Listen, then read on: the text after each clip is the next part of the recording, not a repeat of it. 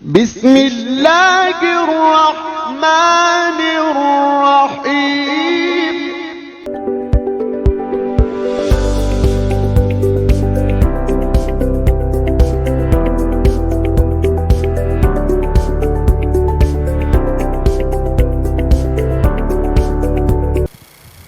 Bismillahirrahmanirrahim. Dear students, Assalamu alaikum. I am your teacher Jamil Aman Samu. Today we will study the topic of third chapter enzymes, and the topic is inhibitors. अॼु असां enzyme वारे chapter जी topic पढ़ंदासीं inhibitors. त inhibitor छा आहिनि ऐं inhibitor जो enzyme जी activity ते कहिड़ो असरु पवंदो आहे ऐं इनहिबिटर जा क़िस्म कहिड़ा आहिनि ऐं उन खां अलावा पढ़ंदासीं फीडबैक इनहिबिशन। त इनहिबिटर्स उन्हनि मालिकुलनि खे चइबो आहे जेके मालिकुल एंजाइम जी एक्टिविटी खे रोकींदा आहिनि। इनहिबिटर जी माना ई आहे रुकावट पैदा कंदड़। अहिड़ो मालिकुल जेको एंजाइम जी एक्टिविटी में रुकावट पैदा करे या एंजाइम खे वर्क करण खां रोके उनखे इनहिबिटर चइबो आहे। Means those molecules which inhibit the activity of enzyme are called as inhibitors. अहिड़ा मालिकुल जेके एंजाइम जी एक्टिविटी खे रोकनि उहे इनहिबिटर हूंदा आहिनि। हाणे डेली लाइफ में ॾिसूं त कहिड़ा मालिकुल आहिनि जेके एंजाइम जी एक्टिविटी खे रोकींदा आहिनि। स्पेशली मेटाबॉलिक टॉक्सिक जेके बाय प्रोडक्ट्स बॉडीअ में ठहंदियूं आहिनि इहे बि काफ़ी एंजाइम जे लाइ इनहिबिटर जो कमु कंदियूं आहिनि। उन खां अलावा इनहिबिटर जो कमु कंदा आहिनि कहिड़ियूं शयूं जीअं पॉइज़नस कंपाउंड्स आहिनि, साइनाइड्स वग़ैरह आहिनि। इहे कंपाउंड्स उन खां अलावा एंटीबायोटिक बि एग्ज़ाम्पल हूंदा आहिनि इनहिबिटर्स जो। फॉर एग्ज़ाम्पल बॉडीअ ते कोई बि पैथोजन अटैक थो करे, उन पैथोजन खे रोकण जे लाइ डॉक्टर जेको प्रिस्क्रिप्शन में एंटीबायोटिक ॾींदो आहे त उहे एंटीबायोटिक छा कंदियूं आहिनि, पैथोजन जे एंजाइम खे वञी करे वर्क करण खां रोकींदियूं आहिनि। पोइ जॾहिं पैथोजन जूं मेटाबॉलिक एक्टिविटीज़ रुकिजी वेंदियूं आहिनि त उन्हनि जी डेथ थी वेंदी आहे, उहे इनएक्टिव थी वेंदा आहिनि ऐं ख़तमु थी वेंदा आहिनि ऐं बीमारी ख़तमु थी वेंदी आहे। त मेटाबॉलिक पॉइज़न्स ऐं एंटीबायोटिक्स वर्क कंदियूं आहिनि एज़ अ इनहिबिटर। हाणे असां चऊं था त इनहिबिटर्स जी एप्लीकेशन आहे in the form of antibiotics ऐं इन्हनि खे असां ॼाणणु ज़रूरी था सम्झूं। छाजे करे त मेटाबॉलिक जेके टॉक्सिक कंपाउंड आहिनि उहे बि एंजाइम एक्टिविटी खे रोकनि था।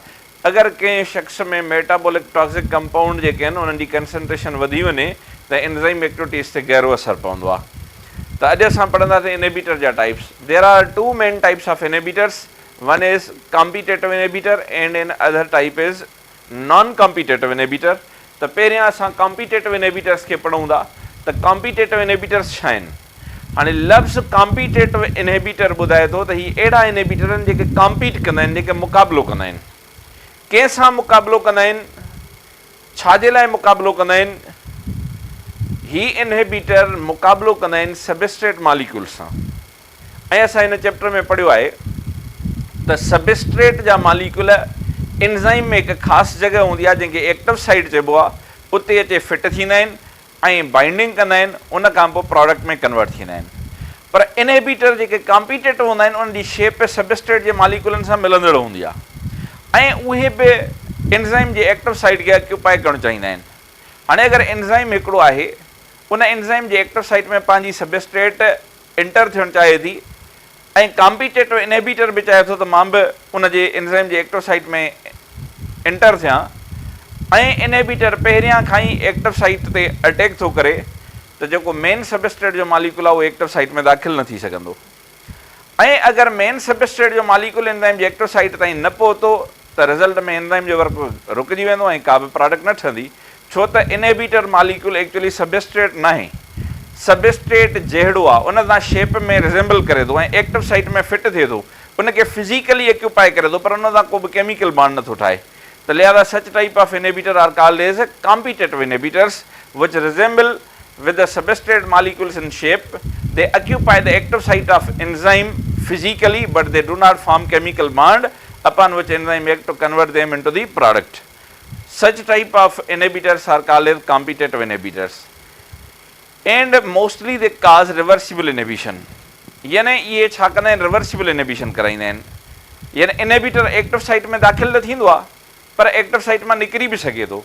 इन खे कढण जो तरीक़ेकार छा हूंदो आहे, इनके कढण जो तरीक़ेकार इहो हूंदो आहे तव्हां सबस्ट्रेट जी कंसंट्रेशन खे इंक्रीज़ कयो।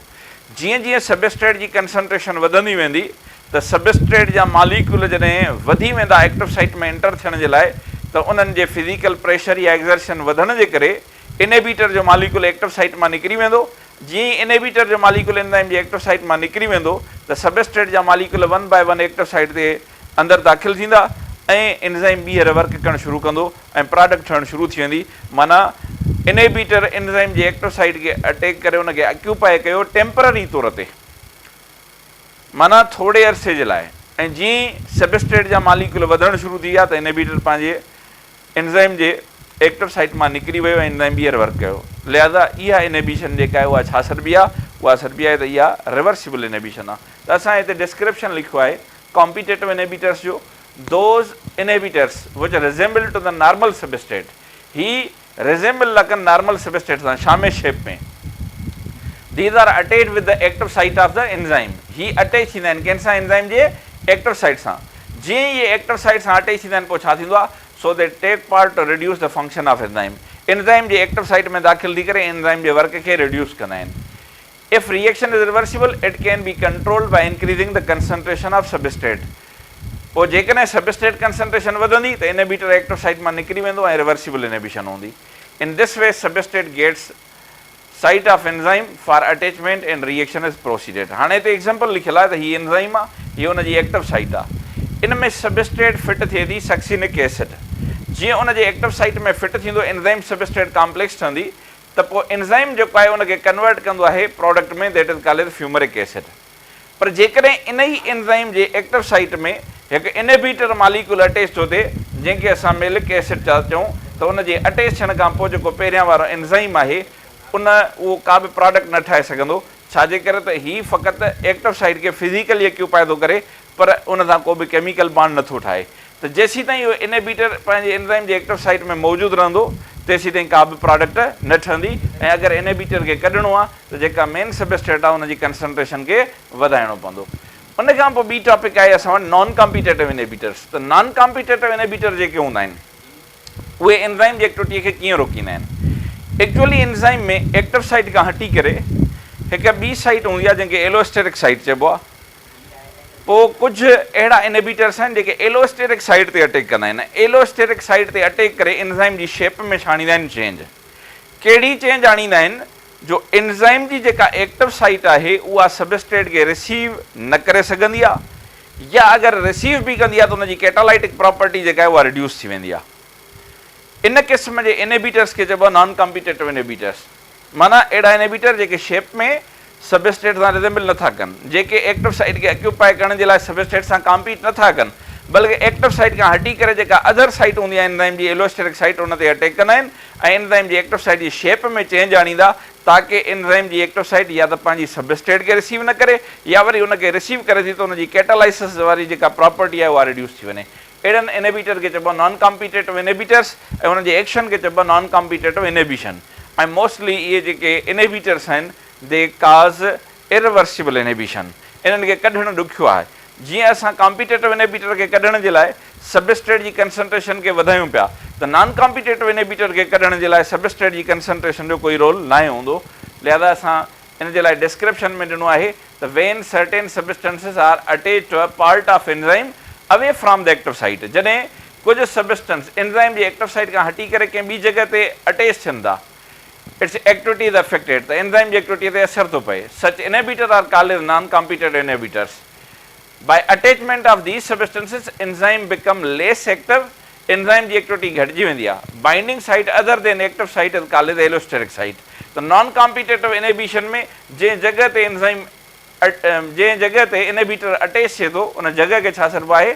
एलोस्टेरिक साइट चइबो आहे। हाणे उन खां बाद में असां वटि टॉपिक आहे फीडबैक इनहिबिशन। हाणे एक्चुअली फीडबैक छाखे चइबो आहे? The check and balance mechanism operating in the living body is called feedback mechanism. जानदार जे बॉडी अहिड़ो सिरिश्तो जेको मुख़्तलिफ़ शयुनि जी कंसंट्रेशन खे चेक करे थो उहे लिमिट में आहिनि, लिमिट खां घटि आहिनि या लिमिट खां वधी वियूं, इन सिस्टम खे छा चइबो आहे? फीडबैक। पर असां फ़क़ति फीडबैक नथा पढ़ूं, असांजी टॉपिक जेका आहे उहा आहे फीडबैक इनहिबिशन आहे। इनहिबिशन जी माना आहे रुकावट। अहिड़ी फीडबैक जेका एंजाइम जी एक्टिविटी में रुकावट पैदा करे उनखे फीडबैक इनहिबिशन चइबो आहे। हाणे फीडबैक इनहिबिशन कीअं थींदी आहे, छो थींदी आहे, कॾहिं थींदी आहे? एक्चुअली लिविंग बॉडीज़ जे अंदरि जेको फीडबैक मैकेनिज़म आहे उहो मुख़्तलिफ़ रिएक्शन्स खे चेक कंदो रहंदो आहे त मुख़्तलिफ़ रिएक्शन जेके बॉडीअ में थियनि था उन्हनि रिएक्शन जे वसीले ठहंदड़ जेके प्रोडक्ट्स आहिनि उहे बॉडीअ में लिमिट जे अंदरि आहिनि, लिमिट खां घटि आहिनि या लिमिट खां वधी थियूं वञनि। इन केस रिएक्शन कंटिन्यू रहंदा बॉडीअ में, प्रोडक्ट जी कंसंट्रेशन एक्सेस में बॉडीअ में गॾु थी वञे जेका बॉडीअ जी ज़रूरत खां इज़ाफ़ी आहे त पोइ फीडबैक मैकेनिज़म एंजाइम जी एक्टिविटी खे रोकींदो आहे त हिन महिल प्रोडक्ट जेका आहे उहा लिमिट खां एक्सेस में आहे, लिहाज़ा एंजाइम खे वर्क करणु न खपे। इन क़िस्म जे मैकेनिज़म खे असां फीडबैक इनहिबिशन चवंदा आहियूं। मीन्स सच type of feedback in which enzyme activity is inhibited, it is known as feedback inhibition. हाणे फीडबैक इनहिबिशन कॾहिं जो इहो मैकेनिज़म आहे जॾहिं प्रोडक्ट बॉडीअ में छा थी वञे, एक्सेस में हुजे, गॾु थी वञे, अबंडेंट हुजे, त उन टाइम ते इहो मैकेनिज़म स्टार्ट थी वेंदो आहे। हाणे एक्चुअली बॉडीअ में हिकिड़ा रिएक्शन हूंदा आहिनि जेके हूंदा आहिनि सिंपल वन स्टेप रिएक्शन। ॿिया वरी रिएक्शन जेके हूंदा आहिनि उहे वरी इंटरडिपेंडेंट हूंदा आहिनि, यानी हिकिड़ो रिएक्शन पूरो थियो, उन में का प्रोडक्ट ठही, जेका पहिरें रिएक्शन जी प्रोडक्ट हूंदी आहे उहा कंहिं ॿिए रिएक्शन में सबस्ट्रेट जो कमु कंदी आहे ऐं वरी ॿी प्रोडक्ट में कन्वर्ट थी वेंदी आहे। जेका ॿिए रिएक्शन में प्रोडक्ट ठहंदी आहे उहा कंहिं टे रिएक्शन जे लाइ छाजो कमु कंदी आहे, सबस्ट्रेट जो कमु कंदी आहे।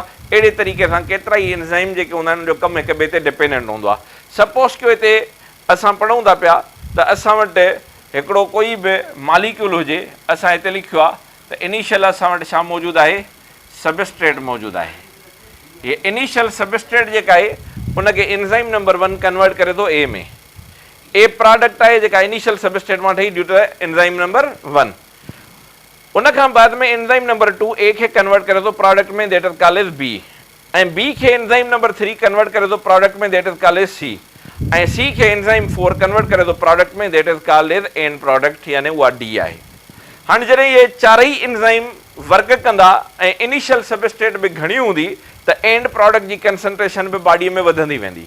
हाणे बॉडीअ जो फीडबैक मैकेनिज़म मॉनिटर थो करे त जेका एंड प्रोडक्ट आहे उहा एक्सेस में थी वई आहे, उहा हद खां वधी वई आहे, त पोइ फीडबैक इनहिबिशन ॿिनि तरीक़नि सां थींदी आहे। या त एंड प्रोडक्ट जा मालिक्यूल जेको टर्मिनल एंजाइम आहे उनजे एक्टिव साइड खे कॉम्पिटेटिवली ऑक्यूपाई करे छॾींदा आहिनि, यानी एंड प्रोडक्ट जा मालिक्यूल जेको टर्मिनल एंजाइम आहे इन रिएक्शन में एंजाइम नंबर 4 टर्मिनल आख़िरी आहे, इन जे एक्टिव साइट में मौजूदु रहंदा, उन मां ॿाहिरि न निकिरंदा एंड प्रोडक्ट जा मालिक्यूल। पोइ जेसीं ताईं एंजाइम नंबर 4 यानी टर्मिनल एंजाइम जे एक्टिव साइट में एंड प्रोडक्ट जा मालिक्यूल मौजूदु रहंदा तेसीं ताईं एंजाइम नंबर 4 जे एक्टिव साइट में सी जेका सबस्ट्रेट आहे उहा एंटर न थींदी ऐं इन जे करे छा थी वेंदो, वधीक डी न ठहंदी। या ॿियो तरीक़ो इहो आहे त एंड प्रोडक्ट जा मालिक्यूल जेको इन पाथवे जो फर्स्ट एंजाइम आहे उनजे एलोस्टेरिक साइट खे ऑक्यूपाई करे छॾींदा आहिनि, ऐं एंजाइम 1 जी जेका एलोस्टेरिक साइट आहे उनजे अटैक खां पोइ इन जी एक्टिव साइट में चेंज ईंदी आहे ऐं इनिशियल सबस्ट्रेट एंजाइम 1 में दाख़िल न थींदी।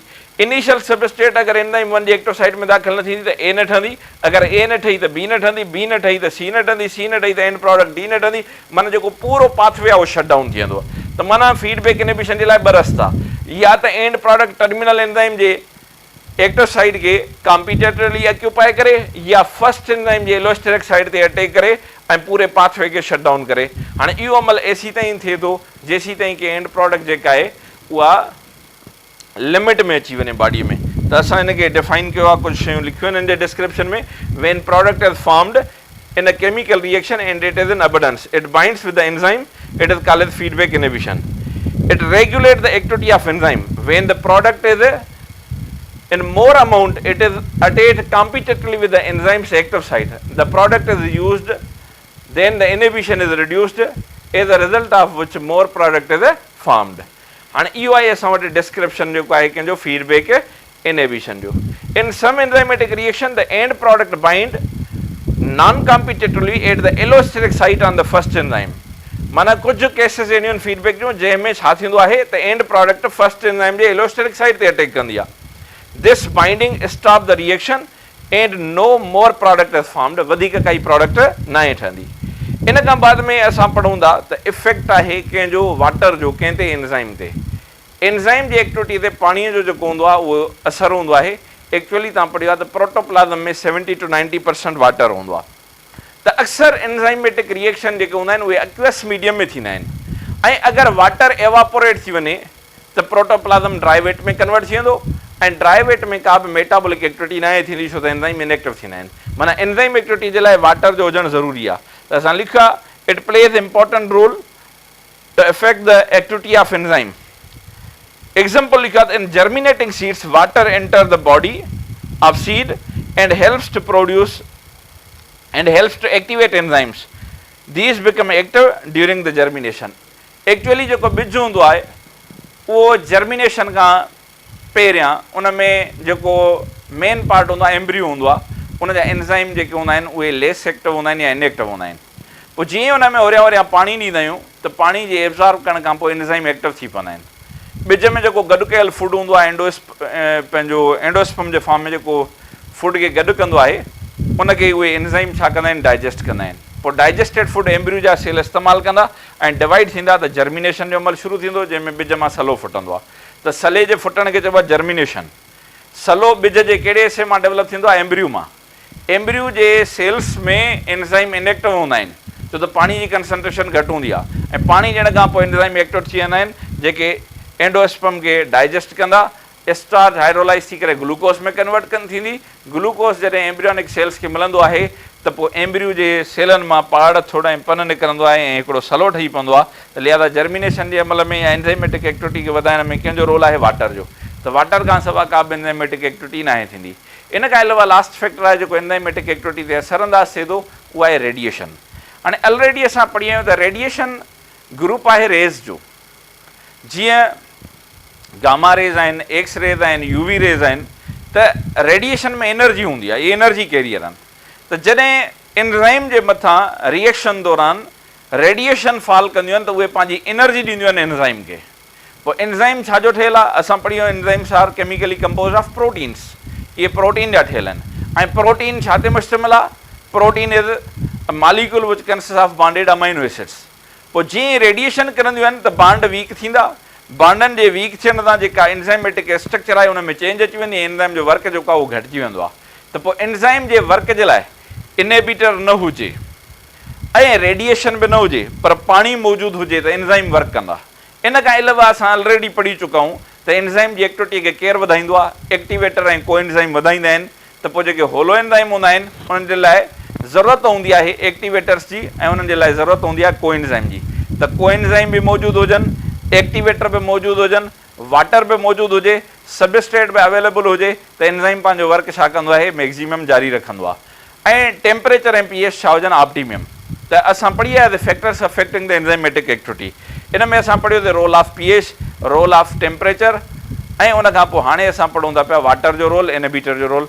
त को एंजाइम इन खां अलावा एक्टिवेटर्स इहे मौजूदु हुजनि, टेम्परेचर ऐं पीएच छा हुजनि? ऑप्टिमम हुजनि, वाटर अवेलेबल हुजे, रेडिएशन इनहिबिटर न हुजे त एंजाइमेटिक एक्टिविटी जेका आहे उहा पंहिंजे रफ़्तार सां मैक्सिमम सां कंटिन्यू रहंदी आहे। त अॼु असां चैप्टर नंबर 3 खे फाइनल कयोसीं।